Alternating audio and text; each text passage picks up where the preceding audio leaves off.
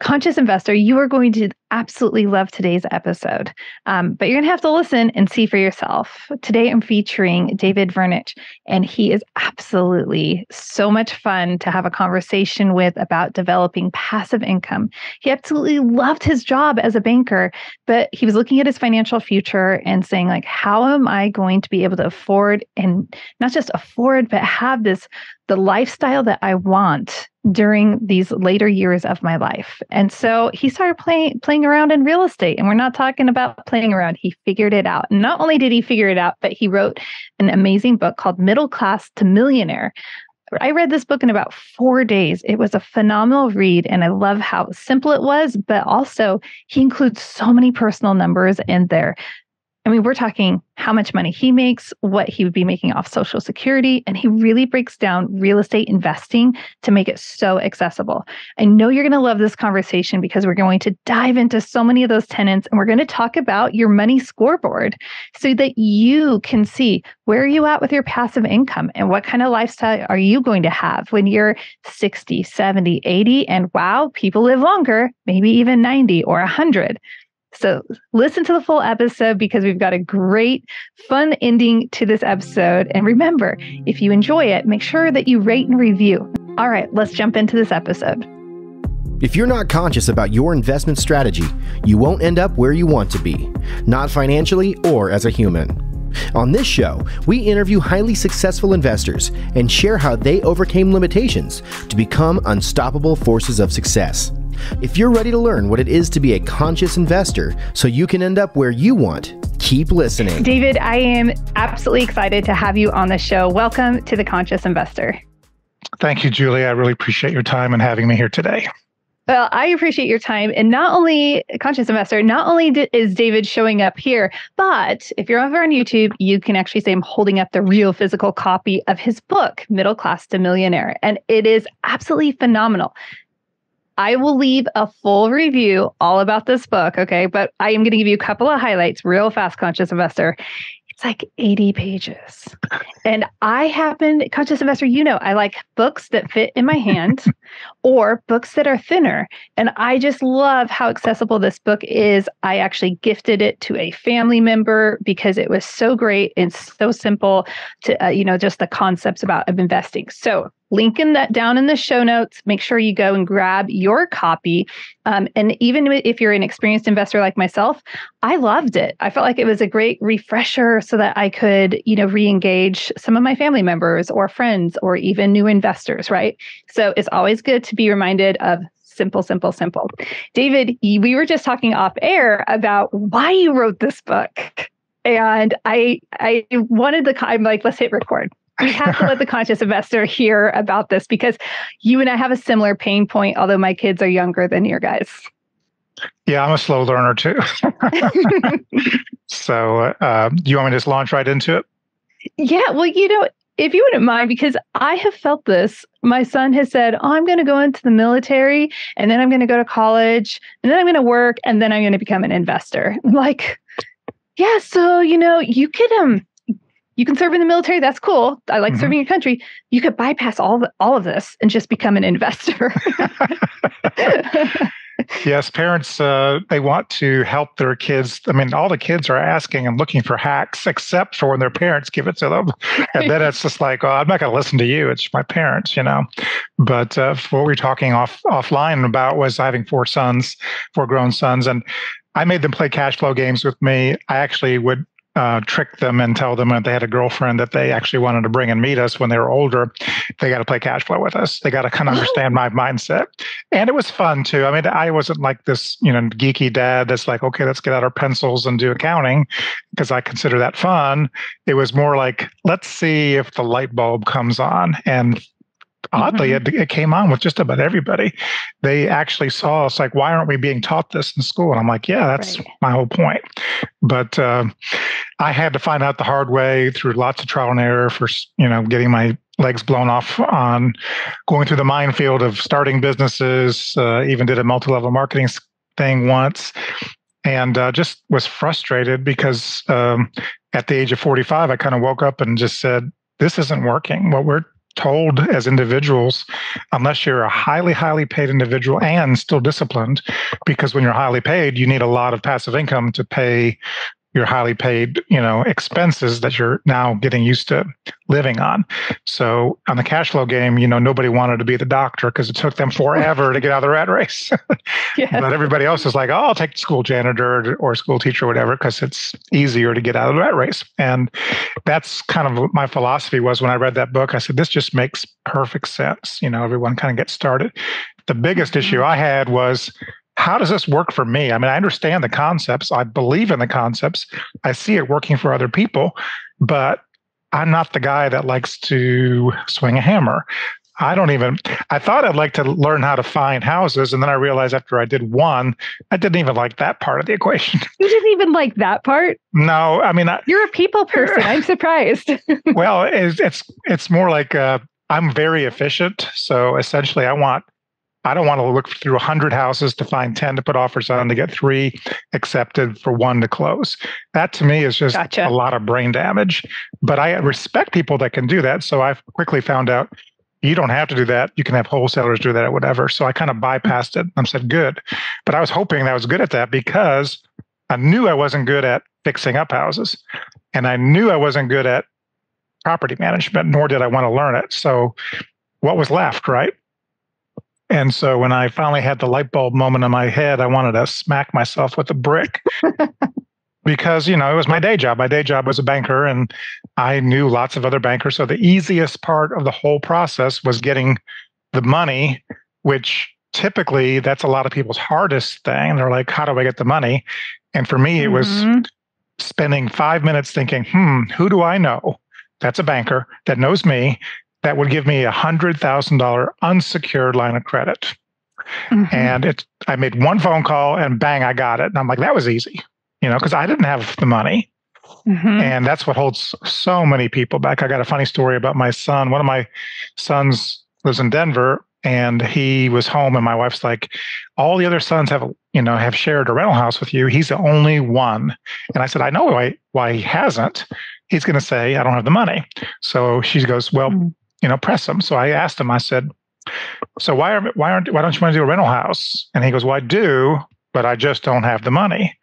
And I said, okay, would you read this book if I bought it for you called How to Buy Real Estate with Zero or No Money Down? And he said, sure. So he went back to Denver, got the book, read it. And then I called him. The dots were not connecting. And he said, I still don't have the money. I read the book and I'm like, well, something's wrong then, but let me walk you through this process. So let's just use an arbitrary $100,000 single family house. Just make the math real easy. Yeah. I can get you, who do you know? This is me being facetious. Who do you know that can get you 80% financing on a house from a bank loan? Me, not through my bank, but through my bank friends. So you got 80% done. That leaves you 20%, right? There's 20,000. Who do you know that will partner with you 50-50 in this house, and they will come up with 10%. Me. That gives you 90% of the money. Well, I'm still short because I got $10,000 and I don't have it. And I said, how much do you have? He says, I have $1,500. And I said, so you're $8,500 short, right? And he said, yes. And I said, all right. Who do you know that will lend you $8,500 at 0% interest? You will not get any of the profit until it's paid back, but be glad to do that. And he goes, you? And I'm like, ding, ding, ding, ding, ding.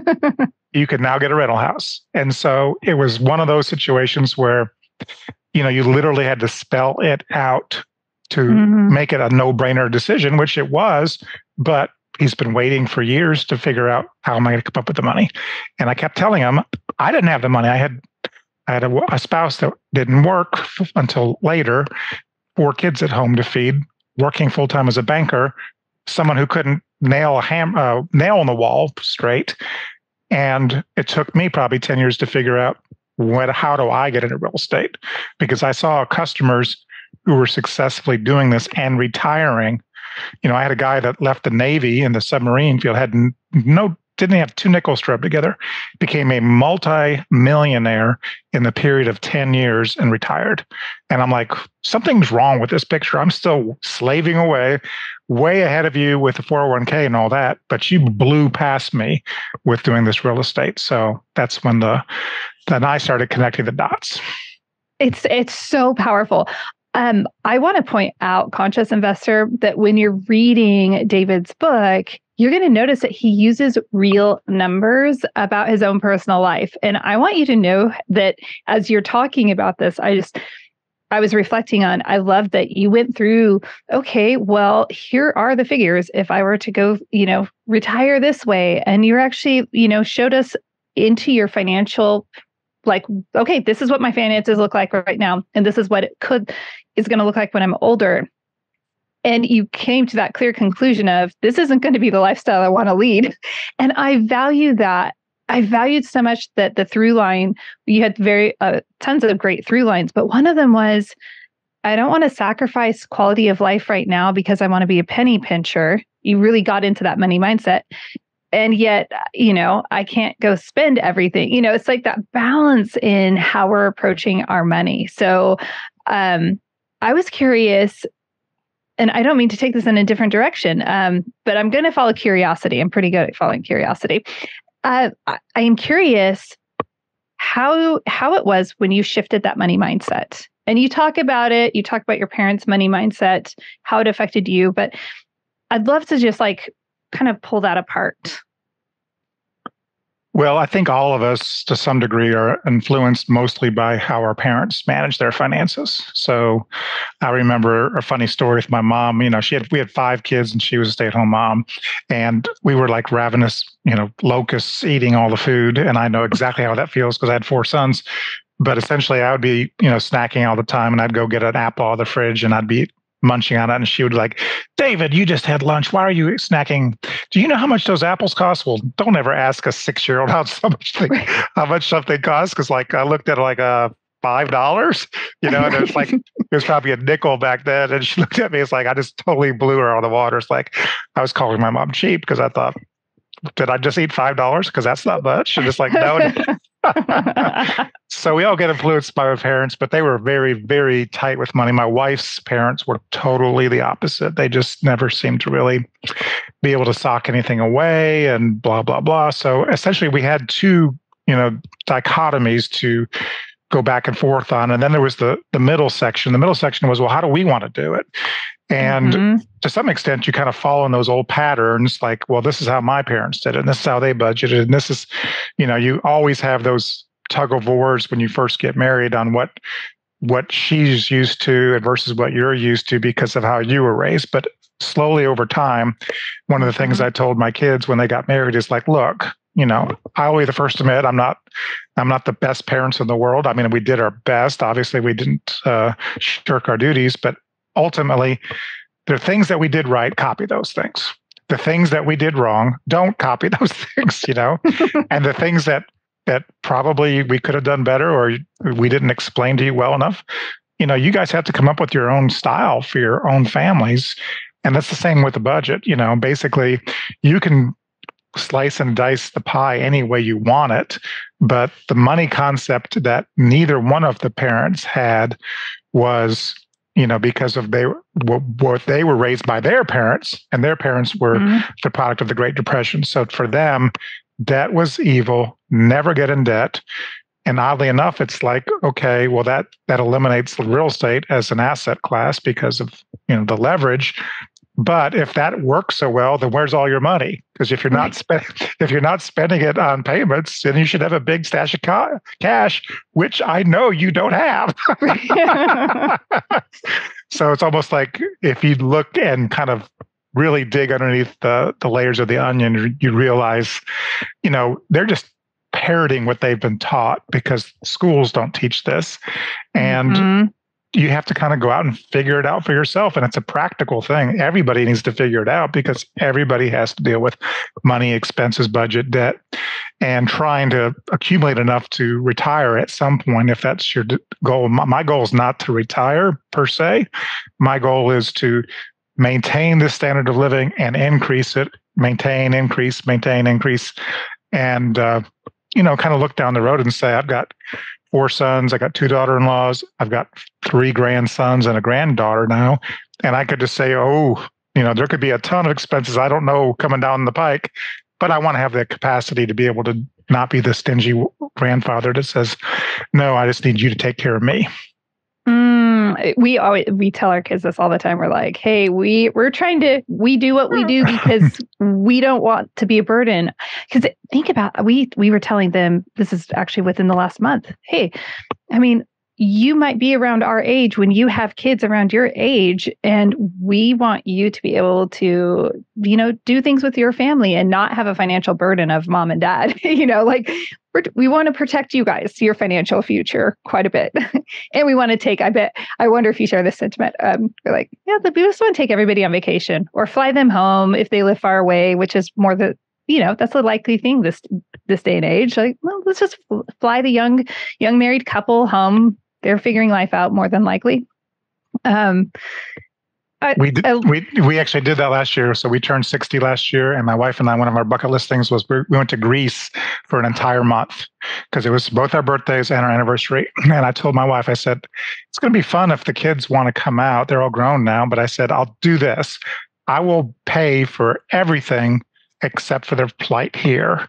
And they have to show me that they booked and paid for the flight, and I'll book their hotel room and I'll pay for their food and all those excursions and stuff. But I want them to at least have some skin in the game to say, I'm not coming strictly because you're bribing me to come, which kind of is a bribe. But secondly, it's like, how often are you going to get, all expenses paid except for a flight to Greece? And so I had 2 of my sons take me up on it. 2 couldn't for various reasons, which I understood. But I was like, well, it's good to know. 50%. That's pretty good. Yeah, the way I looked at it is, I wish they could all come, but now that you have kids and school and all this stuff, it's really hard. And it was really our thing for us to do, but we really enjoyed the ones that were able to come out there. We had a good time. Very relaxing. They each came a week each during the month, so it really broke up our trip where we had somebody coming to visit us and look forward to it. Oh, I love that. That's just amazing. And a gift for everyone. Well, real estate paid for it too. I mean, we sold one rental house and it paid for the whole trip. You're like, and there we go. Exactly. So I love how, let's go back. We're just going to mosey around like a little boat in a river. So, when we're thinking about the real estate side of things, let's go back to, I don't have the money, the story of your son, I don't have the money. And I hear that so often myself from new investors, I don't have the money. Who do you know? What are some areas where people can unearth money that they might have already in their capacity and they're not even realizing it? Well, I mean, that's obvious when you look at your checking account, you either have it or you don't. So there's that. And that's where most people stop. What they don't dig any further in is, that's not the only quote unquote asset they have is cash in the bank. So my first thought as a full-time commercial loan officer is, well, where can I get the money? And that's the thing that, the book Rich Dad, Poor Dad taught you was how, don't say I can't afford it. Your mind stops. It's how can I afford it? So, I was making $80,000 a year when I was 45 years old, had 4 kids I was looking at college down the road. So it's like, I didn't have excess cash. So I needed $100,000 to do my first house. And I didn't have $100,000. I wasn't flat broke by any means, but I had retirement accounts that I didn't want to tap. And I had a checking account, but it didn't have a ton of money in it, and a little bit in savings. And I thought, well, if you borrow $100,000 and you pay 8% interest, I can make the interest payments. So you kind of have to break it down into small little bite-sized pieces. So you don't really have to have $100,000. You have to have the ability to afford to pay $100,000, which most people have, I would think. If they've got any, room in their budget at all, they can afford interest on $100,000. So there's that. The second thing I would say is if you don't have 100,000 and you don't have the capacity to get $100,000 through your own means, then you have to look at your network. And your network consists of your family and friends. Now, you've never done this before, so chances are they're not going to say, "Oh yeah, I'll give you $100,000." I understand that. But what you can do is say, how much could you come up with, and what's the gap, like I did with my son, and basically put together a small group and say, let's do this as a project together. Because virtually everybody is like interested in real estate to some extent. They just haven't figured out how it can work for them individually. And that's really why I wrote the book for W-2 earners who didn't want to quit their jobs, who didn't want to work on the weekends hammering nails, who didn't really want to get their hands dirty, they're office workers. It essentially is like, I'm watching the HGTV, but that's not my thing. And those things are kind of fake anyway. My wife's an interior designer, so she can hammer a nail, but I can't. And so I essentially said, look, there's really a way to do anything if you really want to do it badly enough. And if you just quit at the very first stoplight that you run to an intersection, you're not going to get anywhere. What you have to do is say, this is going to make me pause, think, what can I do, and figure this out for my own situation. I love this. And I love that part of your solution was you ended up, going into a class. You pay $6,000 to hang out with this couple. I love that you invested. I personally invested as well into learning. I'm like, how do I collapse these timelines? Who do I need to be around? I don't want to spend another decade trying to figure this out on my own type thing. So, what do you think? Let's talk more about, what it is to invest in ourselves so that we can move forward. And then how do we create those partnerships and alliances? So my little competitive advantage that I had over most people was I knew real estate investors from my day job. So that was that. As a commercial lender, I was lending money to some of these people, not just them, but lots of different commercial clients. And I had actually gone to one of these big real estate seminar events, national traveling shows, had slapped down my credit card for a $20,000 class because I was going to make myself do this. And this company was not based locally. They were from Florida, I believe.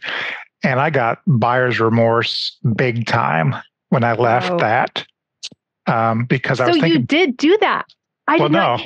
Well, I didn't tell that part of the story because that was so what I did, the part I did do. So I was sweating bullets thinking, what am I thinking? I know people locally. Why don't I get a local mentor that is actually doing it in my hometown? So I had 3-day right of rescission. So I was able to send a Western Union telegram, cancel the $20,000. Okay. Wait, you sent a telegram. That's what they told us. They actually said, we got 3 days and you got to do it by telegram. Revised edition coming out in 2023 with the telegram story. So yeah, telegrams. I don't even know if they have telegrams anymore. It's like, dude, send me a text, But this was 2007. So I called the gentleman I told you about who left the Navy thinking I helped him get started, literally got started in real estate, and took him to lunch and said, I want you to teach me. And he said, no, which shocked me. And it shocked me when I read that. I'm like, wow. I helped you get started. And he said, look, I get up at 3 a.m. I'm an insomniac. I'm a one-man show. He literally could do everything on his own, which I couldn't. But he said, who can do this? It's this couple over here, and they do this as a class in their house, and it's $6,000. Take them to lunch. And I did that the next week, and they had a formal class. They were big into the local REIN. And I said, how does this work? And they said, you pay us $6,000. You come to our house 6 Saturdays in a row, and then we do a house together. And oh, by the way, you are responsible for all the money in the house. We don't put any money into it. So I'd have $6,000 plus the 100. Okay. And then we're going to split the profit. So if this works perfectly, which most of the time it does, you've paid us $6,000 up front. If we made $12,000 gross on the house, you get your $6,000 back. So your education was free when you look at it that way. And I thought to myself, that sounds reasonable. And so I did it. And that one decision there just paid. I mean, I've made hundreds of thousands from that one check. So there was no question that, and they showed me how to do something. But the best thing about that whole process for me was I was the doubting Thomas going in there thinking, okay, I know I don't want to fix houses, but they're going to show me how to, they're going to think that I want to flip houses or do what they do. But really what I'm trying to figure out is, where do I add value in the process? Because if I don't add value, I don't get anything. Yep. So that's why I said, I'm going to do everything they did. So I have flipped one house in my life. And I promise you, it was not my favorite thing. And I never want to do it again. But what that taught me was, hey, dummy, the one good thing you're good at is finding money. And they've already got a system. Why don't you plug into their system? And my pitch to them was essentially, hey, I could bring you unlimited capital. I mean, if you're a really experienced real estate investor and someone can say that, that's like red meat to a lion, you know? Yes. I said, you don't put any money in. You just keep doing what you're doing. When you need the money, call me and I'll get it. And they're like, are you rich? And I said, no. but I'm going to be. But I know people. And I know how to get banks to finance things. So if we can keep doing this the way we're doing it, and that first house we still have today, but it's paid off. We were able to buy the house and refinance it 100%, all the money back out. And I went to my next door neighbor, who's a doctor, mowing his lawn one day. And I said, hey, Jeff, he goes, I haven't seen you lately. You've been gone on Saturdays. And I said, yeah, I'm going to Nashville learning how to flip houses. And he fell on the ground laughing at me. And he said, you send your kids over to my house to fix their bikes, you're going to flip a house. Because you had your wife put together your gas grill because you're that clumsy when it comes to anything engineer and mechanical.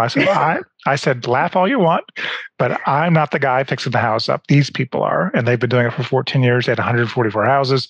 And he goes, I'll tell you what, if that actually works and you make money, I'm interested. So it's just a matter of doing one, showing what it's possible, doing it yourself, and then talking to people you know. And essentially that opened up multiple people, because the more people I knew, that eventually the conversation would come up about either retirement or flipping houses, or can you believe the prices of houses, or hey, tell me about the first house you ever lived in and then you moved. Have you ever gone back on Zillow and seen what the last time it sold for? Because people are shocked as how much their first house is worth today. And it's like, don't you wish you had kept that? You know, so it's so easy to talk to people about it. Yes. Wow. Well, and that's a great, you were talking about retirement, and really a lot of it, reading the book, a lot of the impetus was really grounded in, what does the future look like? What does my future look like? And so, I love the way you really pulled apart what was taking place with paper assets. Okay, stocks, have them, and have these other, parts of your investment portfolio, but you need real estate. How has investing in real estate really catapulted now? It's like I'm asking the teacher the question from the book.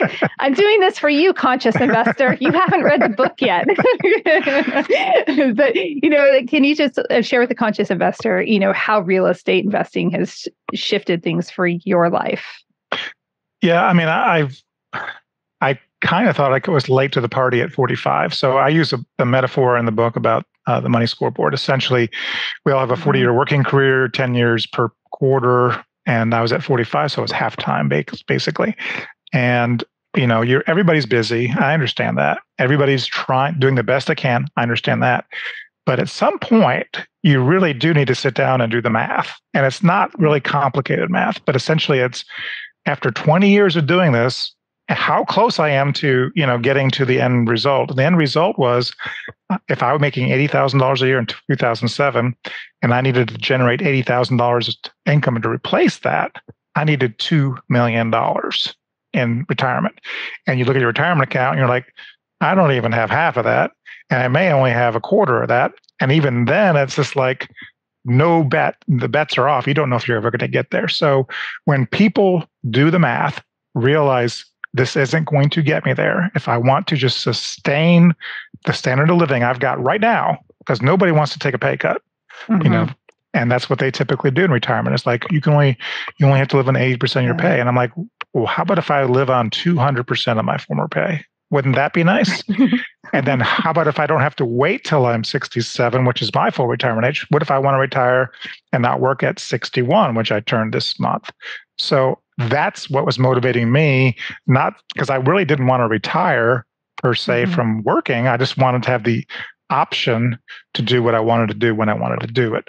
So really, when it comes down to it, if people will do the math, they will see that real estate is probably the only thing that's going to get them to the promised land. And promised land is to be able to maintain the same standard of living that they enjoy right now with the income they have, because otherwise they're going to have to live on roughly half of their income, which is really hard to do, and sock away every penny and hope and pray the market doesn't crash a year before they're ready to, get their gold watch. Oh my gosh, it's so true. My heart hurts for, people that lost out, during the Great Recession and such. But it's just painful. Can we talk about the money scorecard? Because scoreboard, excuse me. I thought that was really interesting. You wrote this book in such a way. I was telling my husband, affectionately known to the conscious investor community as Super Rad Steve, because he's super rad. But, I really appreciated how it was just simple. It was so accessible. I'm not a fast reader, and I read this book in 4 days. It was really interesting. It was fast paced, but the money scoreboard really stood out to me, because there are a lot of people that have their ways of trying to, get you to think, but I'm like, this makes so much sense. Let's talk about the elements of the money score. Like if someone were to kind of do their evaluation, and we can drop a link to the website so they can go online and do it as well. But can we give them just a little more details on the money scoreboard? Yeah, in the back of the book, there's actually a money scoreboard for people to fill out if they want to. And I also have an Excel spreadsheet, and I actually used my son who went to Vanderbilt to put that together, because I'm not good at Excel either. But essentially, it's like, I was thinking to myself, what are the elements in somebody's financial life that needs to be like an inventory of things, like how much cash, how much of in retirement. But I wanted to put it in such an easy format that once you plug all the numbers in, it literally gives you your own personal money scoreboard. And the scoreboard consists of just two numbers. How much passive income do you have on an annual basis? What are your annual expenses? Because that's what you're trying to do, is you're going to have to increase your passive income to be above and beyond your expenses. So that's really a simple concept. But for some reason, people will work 40 years, never run the numbers, get to retirement, hopefully have everything paid off, and then just say, what I got is what I got, and Social Security, and I've got to make this last the rest of my life. And then it's a race to either run out of money or to die before you run out of money. And that's not how I wanted to live. So essentially, there's a lot of things that people who aren't as financially geeky as me, because I see, one benefit I had as being a banker is I was banking people generally older than me when I first started. And I got to see their situations, their financial situations. And many of them were not prepared for those years when they retired. Even the people that thought they had, well, I got $1 million and my debt's paid, I'm set. And then I kind of like, you think you are, and you're fine for a few years. But if it's all pre-tax money, a quarter of that's going to go to the IRS. So you do not have $1 million, you got $750. And if you really do what you're supposed to and set aside the money for, your health care, lop off another $350,000 if you're married, now you're down to $500,000. And if you have to live on $500,000 at 4% interest, you're getting $20,000. You're not living in the high life, and you have nowhere near what you need to replace your income nor your standard of living. So people generally are dipping into the principal. If they leave it in the market and the market goes down by 20%, they just lost 20% of their value there. I mean, it's a bare white knuckle ride to hopefully not run out of money and need to be on Medicaid. And Medicaid essentially is, I am broke. I have nothing left except maybe $2,000. They will take your house eventually and move you to a nursing home and take care of you, but you are a ward of the state at that point. At that very point in life, you're supposed to be enjoying things, It's absolutely wild. And I told you off air, I'm totally fangirling. I know, because I'm always grateful for, people who are willing to pour their time, talent, energy, experiences into, serving others, and that's what you did with this book. And when we're talking about, dipping into the principal conscious investor, if you're hearing that means, let's break that down a little bit. It means that, hey, if you have $100,000 or we'll say $1 million in your account and you have dividends being paid off of that, but you start taking off of that $1 million, it's going to shrink the dividends that you're getting. So it's going to become less and less and less. So just to like super simplify that, because I was just like flabbergasted because you have so many good numbers and metrics, cover to cover that just guide us the entire way. I want to ask you, and I loved how you also, sorry, is this just going to be a conversation with me just saying, David, I just really love this part. But you did a great job explaining our houses, our primary residence is not an investment. And I think that's a misnomer that a lot of Americans have, because I hear it all the time. It's like, oh no, I'm invested. I have my primary residence. I felt like that too until I really started learning more about investing. Well, it's really simple because the question is, well, assets feed you, liabilities eat you, and your house does not feed you. And the only way you're going to get the money in the house is two ways. Sell it, in which case you're homeless, so you got to go live somewhere. Or secondly, borrow against it, which means you got to pay interest on that money. So there's a third way, though, and that is when you get to the point where you depleted all your assets, you can do a reverse mortgage and live in the house and get money that way. But essentially, you're giving the equity to a lender in exchange for pulling that equity out to live on. That's really not the way I would want to do it, but I understand most Americans' largest single asset at retirement is the equity in their house. And to me, it's like, if that's your largest asset, quote unquote, which I'm using the term loosely here, then why don't you just go get another one? But not at 65. I started saving for retirement at 22 in a 401k. I was just ingrained. Don't get used to the money. It's pre-tax. There's a match. Get it. It's free money. So I've done it my entire life. But when you look at how long it takes to save, including all the gains that the stock market gives and takes away from you over that period of time, you just realize this program, I'm glad I did it. It's just that I'm glad I didn't stop there. I'm glad that the light bulb came on and said, hey, what is a financial vehicle that will actually get me to retirement and do it a lot quicker and frankly, a lot safer than stocks? So much safer. And when we start looking at the banks and financial planners and such, now we have a whole different menagerie of fun things when we're considering building out our retirement and our plans. And again, you dispelled that or distilled it down really well in the book. So I want to say thank you for that. I'm a very simple person when it comes. I had to write it so I could, if I'm writing something, I got to look at it, read it, and say, yeah, that makes sense to me. So it has to be written at my level so that I can explain it to people that, and at the end of the day, I never got like a finance background and everything. I was self-taught in a lot of ways. I always thought I'd become a certified financial planner at one point. And then I realized that primarily they wanted you to sell stocks. And I just, in my heart of hearts, I knew that at some point I would have a client, they would lose money and would blame me. And I just didn't want that responsibility. I'm like, I don't control what the market does. And then no matter how many forms you get someone to sign that says you are responsible for every investment, even though this guy over here told you to do it, all they'll think about is, well, I bought it through you, you made some money and I've lost money. I don't like you anymore. So I didn't really want that pressure. And I thought to myself, well, I'm doing the 401k. I feel comfortable with that because of the match.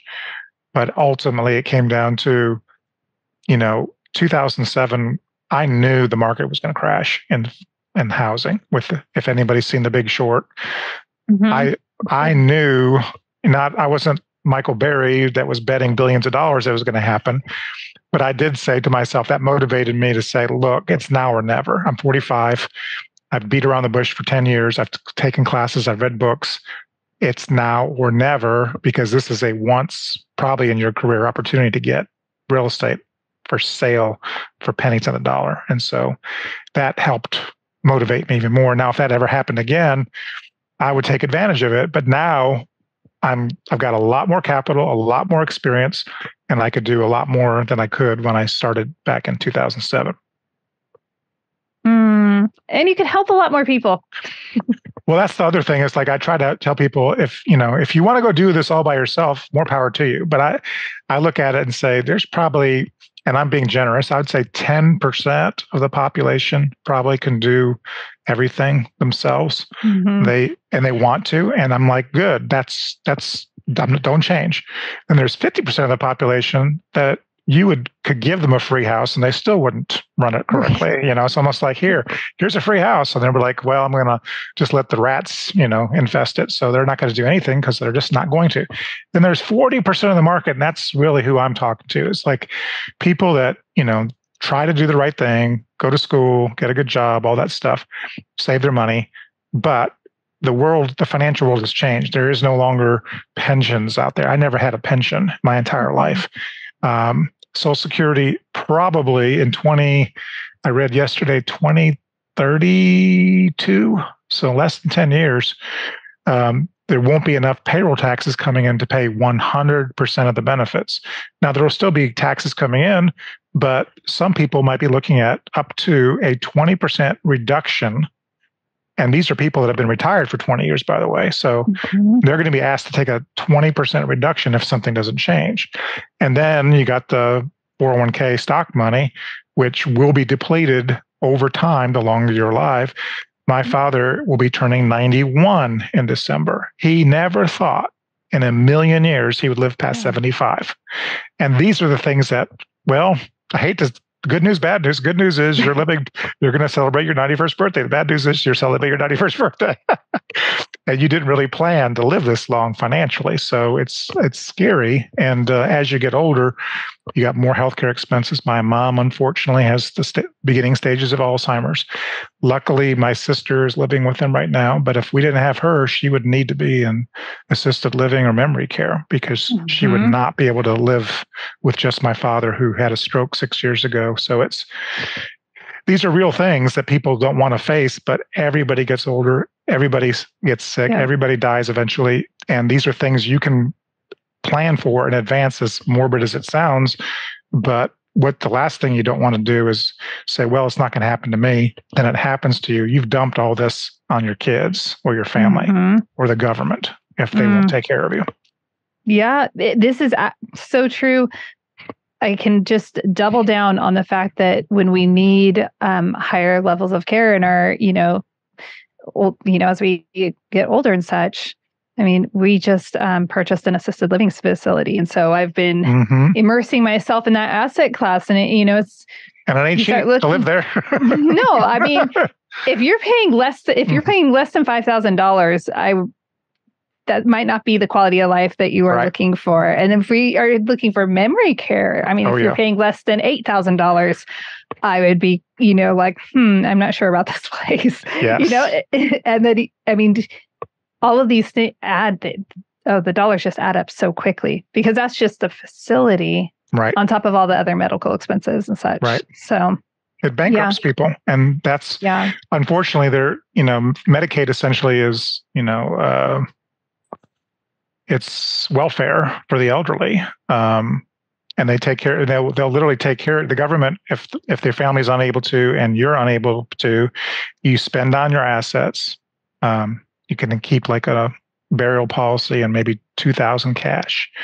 And after you pass, they're going to put a lien on your house if you have a house with equity in it, and they will get paid when that house gets sold. So essentially, you're saving one way or the other, but you're not going to be able to escape the fact that if that happens, it's going to decimate you financially. And what you don't, I'm not trying to be a fear monger, but it's a good percentage of people. I think that statistic is if both you and your spouse reach age 65, Fidelity Investments say you'll need $315,000 in cash for medical expenses, which Medicare doesn't cover, for prescriptions, for your Medicare premiums, which people don't understand. That's the first thing that comes out of your Social Security check is your Medicare premiums. And so $350,000 is more than a lot of people have even saved for retirement. So if you deduct that, they really have no money saved. They're basically borrowing their future healthcare costs for living expenses today, and they're going to have a problem down the road if they need care. And that, by the way, doesn't include assisted living or long-term care, because Medicare doesn't pay for that. And that's the thing people aren't educated about, unfortunately. And so many people are having to go on Medicaid, not because they want to, because that's their last option. I would not have been able to be like, yes, I hear you. If I hadn't been venturing down this year into the assisted living space, our parents are healthy, and they don't need that level of care at this time, but it's definitely changed a lot of conversations that we've had. And now it's actually changed the conversations we're having with our own kids of, no, we need to do this so that we are protecting ourselves and you as well. Right. Exactly. Let's future-proof this, okay? They'll thank you for this. Exactly. Not right now. It's like, no, they will. No clue what you're talking about. But when they're an adult and they're like, oh, wow, they took care of this, and wow, that's huge, because most families don't. I mean, it really falls. Everyone basically takes care of their family out of necessity because they don't want their parents homeless or living in a Medicaid facility. But that wouldn't be their first choice, nor would it be ours as parents to have our kids having to feed us and bathe us and change us. We don't want that. Yes, absolutely. Definitely don't want that. I guarantee you they don't either. Exactly. I'm like, nobody wants that. Nobody. Oh my gosh. David, this has just been such a joy, and I appreciate your time so much. I have a final question. Trust me, I think everybody knows Julie has so many curious questions. I could, just sit here for a while and chat with you. But, the one final question, something that's been really piquing my interest recently. It's kind of a reverse question. A lot of times we say, you'll hear people say, oh, what would you tell your younger self? But I've flipped this around recently for myself. And I've kind of gone back and said, well, I know I had a lot of learning, and I was a uninformed optimist, right? As a young, 20-something-year-old. So you don't know what you don't know. You have no life experience at that point. But you still do know something, and you have something in you, some fire in you. So my question is reverse. What do you think your younger version of yourself would say to you now at this point in life? I think they'd be shocked that it went as well as it has. Basically, it's like my original intention when I was formulating these things and slapping down $20,000 credit card, bill. I was like, this was my end all be all goal. If at 45, if I can buy one house, and then every year after I buy one house, all the way till 65. So that's 20 houses. And then I put a 20-year loan on the first one, okay, which will be paid off at 65. And every year after that, one will be paid off. Then I would have roughly at $1,000 a month, probably $240,000 of income. That was my goal. And then I did one house and I said, that's not going to work. I hate this. So when I got my friend involved, my deal for them was, okay, I'm not putting up any money. I'm allowing you to connect to my system, and we do all the work. And this allows you to keep doing your job. And if you put up the money, and I'll show you how to get the money, because I basically said, go to your bank, you're a doctor, they will throw $100,000 at you. Right. I had to go through my friend at another bank, but essentially it was the same thing. It was that's easy. And I said, that is going to be the hamster wheel that turns. And then I will get 25% of your house. You get 26%. And the people that do all the work, take all the phone calls, do all the things you don't want to do, they get 49%. And he's like, all right, let me try this. And when I get the first bill on that 100,000, I'm sticking it in your mailbox. You guys pay the interest. I said, okay. And that's what we did. And so last week we sold one of our houses. I didn't tell him we sold it because he doesn't care. He gets a monthly distribution direct deposit in his account. But we did a direct deposit of like $71,000 in his account, and he doesn't pay attention. So I had to text him And I said, hey, did you get your distribution this month? And he goes, yeah, I think so. And I said, well, check. And then he looked, he goes, $71,000. Oh my God, what did that happen? And I said, we sold that house that we bought in 2009, and that's your share. And he did not put one dime of money in that house. So essentially, fast forward to today to get back to your original question. I'm sorry, I went off on a tangent, but no, you're fine. Essentially, when I threw that plan out, I said, I can't just do 20 houses because I'm only going to be 25% owner. Now I got to do 80 houses. That's a big hill. But what I found was, because I just stuck with what I was good at, doing a house took me 15 minutes, my part, finding the money, okay? Because I already had, that was something easy that I could do. And everybody stayed their lane, did their part. And so today I've got 122 houses. So I blew way past it. So I haven't hit that 20-year mark. I'm at year 16, but I've blown past what I projected originally on my original plan. And so I think my younger self would be like, yeah, you didn't do what I thought you were going to do, but you blew it out of the water in a different way, which is essentially saying, make it work for yourself and your situation.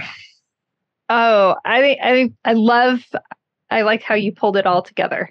It's fantastic. And yeah, no doubt your younger self would just be like, dang. This worked out way better than I thought it would. I thought for sure this would be a crash and burn. All those years of, fumbling our way forward, we really totally did this.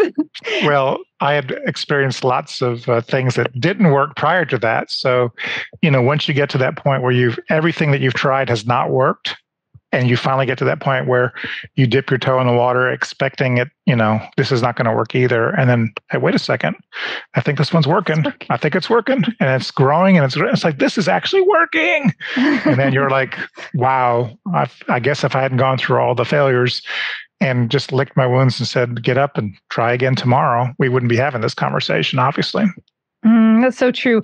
I'm obsessed right now with a podcast. Go figure. I love podcasts. Again, go figure. But it's called Founders, and he reads these biographies that the podcaster does, and then he just shares the highlights, and it's so interesting. And it's just founders of companies, and you are part of the through line of all founders. Well, everybody wants to talk about the highlight reel, but they don't want to talk about all the failures and misery. And, I told people, it's like, I don't consider myself like a true entrepreneur in the standpoint that, I'm Elon Musk or whatever, risking it all on SpaceX, and one rocket ship could blow up and you're bankrupt, that type of thing. And even some of these guys that write books on finances, like Dave Ramsey and Robert Kiyosaki, they both were flat broke at one point. Mm-hmm. And I was like, do you have to be flat broke? I mean, can you just not go that? I would just like to stay where I'm at and then try something out. And then if it works, kind of grow. But I don't want to go backwards, and I don't want to bet the farm on something that doesn't work. Because, at that point in time, I was the sole breadwinner, and it'd be like, that's a hard conversation to say, hey, Dad put all the money on red and I didn't get red, so we're not eating dinner tonight. No. I hear you. That's one of the foundations I have in all of our investments is a sleep at night policy. Like, if I can't sleep at night, which means we're confident in the numbers and running them well and ensuring that they're not just based on blue sky. Like, I don't care about blue sky. I mean, I like blue sky, but that's not what I'm going to base my numbers off of. Yeah. Well, going back to that movie, The Big Short, there was that period of time when all the investors wanted their money back from Michael Burry, and they were just, I'm suing you. And he was playing the drums, and I could just see that he did such, Christian Bale was Michael Burry. And it's just like the amount of lactic acid coming in your stomach. And I mean, there's virtually, if you read the book, it goes into a lot more detail on what he actually had to do. But I said to myself, again, it goes back, do I have to go through like this pit of despair to the point of like, I might not make out of this pit? Do you have to do that? If you do, I don't know if it's for me. That I love that. I feel the same way. There's this. Have you read The 12-Week Year, by the way? Yes, I have. He has this amazing little diagram in there. And that's where I get like informed optimism, uninformed optimism. I can't find it. But yeah, there's the valley of despair in there. Yes. And I'm just like, oh, dear God, do we have to? Yeah, I think it comes with the territory sometimes. But, you know, there are people that have successfully navigated this without having to go right to the edge of, you know, death almost, you know, financial death. And that's what I was searching for. Is like, I never bet the farm on any one thing. I was like, let's test this to see if it works. And if it doesn't, I need to have the ability to get up and do something else. If I bet the farm, I'm done. And I just never could bet the farm on any one thing. But once something works, you can double down real quick. And you can also mitigate the risk in a lot of different ways with real estate. I just tried to explain that to somebody on, you know, personal guarantees. They're like, that scares the life out of me. I'm like, well, let's sit down and analyze this. And it's like, if you buy something at the right price, like you didn't overpay, this is what it's worth. The bank is making you put 20% down. So now you're at 80 cents on the dollar. Now the market could drop 20% and you should be able to get out whole. So how much were you on the hook for on the personal guarantee? 0. And he goes, yeah, I never really thought it that way. I said, with real estate, there's always something there. Just don't, the cardinal sin is don't overpay. Number one, when you buy it. Secondly, don't over fix it up to make it, you know, because you're not going to get paid, especially if you're renting it. My original mentors told me, it's like, we're going to pour money into this thing. We want to get it up to market rent. But as soon as somebody says, I'll rent it, you stop.